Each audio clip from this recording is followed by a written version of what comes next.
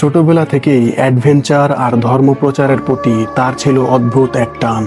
তার লক্ষ্য ছিল একটাই, পৃথিবীর সবচেয়ে বিচ্ছিন্ন, সবচেয়ে বিপজ্জনক মানবগোষ্ঠীর কাছে খ্রিস্ট ধর্মের বার্তা পৌঁছে দেয়া।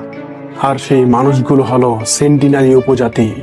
ভারতের আন্দামান দ্বীপপুঞ্জের এই ক্ষুদ্র দ্বীপে বসবাসকারী মানুষেরা এতটাই বিচ্ছিন্ন যে পৃথিবীর সাধারণ রোগ জীবাণুও তাদের কাছে মৃত্যুর কারণ হতে পারে।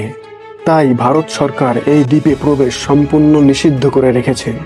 এমনকি আইন ভাঙলে জেল অথবা জীবননাশের ঝুঁকিও আছে। ছোটবেলা থেকেই অ্যাডভেঞ্চার আর ধর্মপ্রচারের প্রতি তার ছিল অদ্ভুত এক টান।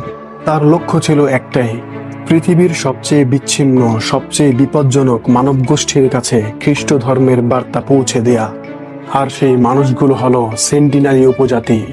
ভারতের আন্দামান দ্বীপপুঞ্জের এই ক্ষুদ্র দ্বীপে বসবাসকারী মানুষেরা এতটাই বিচ্ছিন্ন যে পৃথিবীর সাধারণ রোগ জীবাণুও তাদের কাছে মৃত্যুর কারণ হতে পারে।